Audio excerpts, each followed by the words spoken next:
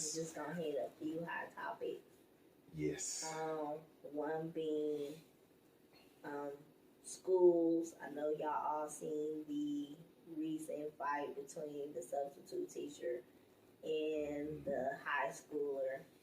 Well, he was in New York, I don't think it was in New York. Yeah. I thought it was in North Carolina or someplace like that. So that's been a hot topic lately. Just want to hit that. Being a former educator myself, too. We both are former educators. I just, this topic hits home, and I will say, both parties are wrong from the jump. However, having worked in the classroom dealing with rowdy students, and they will test you. No lie, no joke. They're gonna test you. They're gonna test your gangster. They're gonna test to see how far you willing to go. Because to them, they feel like they don't have nothing to lose. You gonna lose your job. That's off the jump. You're gonna lose your job because they consider you to be the adult, and you should have more emotional intelligence, self control. Point blank. Period. Um, I'm gonna give this one to the teacher though. At the end of the day, the student shouldn't have ever crossed that line, and I think this speaks to how you raise your kids these days. I don't think parents are really doing that great of a job raising kids. Definitely, the value system is totally off, and I think it has a lot to do with just our society as a whole. People are not spending time with their kids. We have a lot more latchkey kids. We have a lot of kids that are not being taught values at home.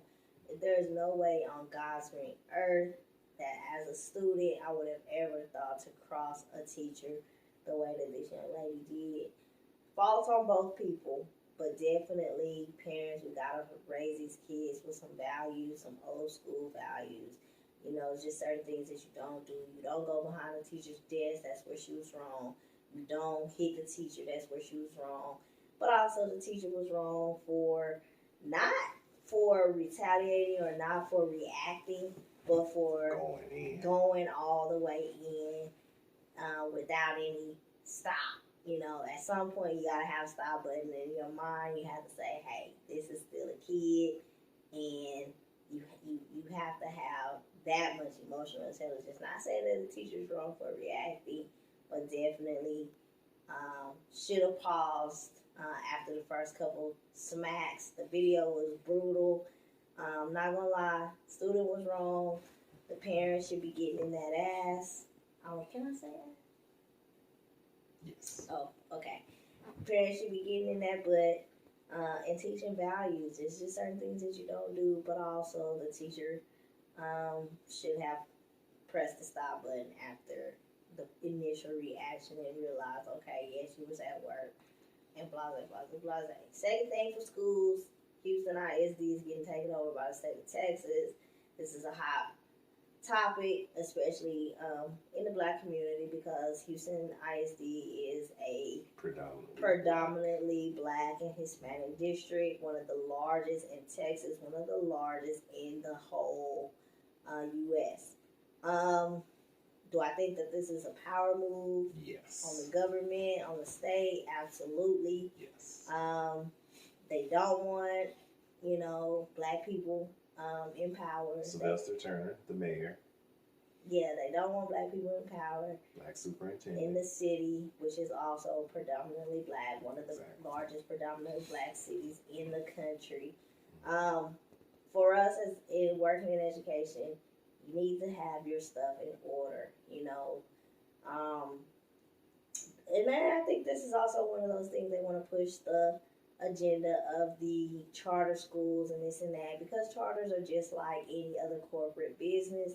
They want to make money. They want to make money off your kids. I've also, being in education for so many years, I worked in charter schools as well, and they definitely profit off of your kids. They target these charter schools for your students, for your... How do charter schools get paid? Oh, they get paid by attendance, just like public schools. But they charge, they they target your demographics, you know. So when you think about charters, you have to look at where they placing the charter schools at, B, what's their target demographic. I mean, I worked at one where they literally said we want Hispanic kids, and they would give incentives to the kids and the families. Hey, bring a cousin, bring a neighbor, bring somebody in your neighborhood. If you go here, you can get money for recruiting. And so you have to really look at the motives.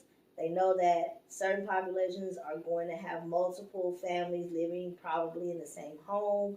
And so they're going to profit off of that because they're going to get paid by every head that comes through the door. So it's not to educate your students. It's not to educate the kids. It's not to make the, neighborhood or community great.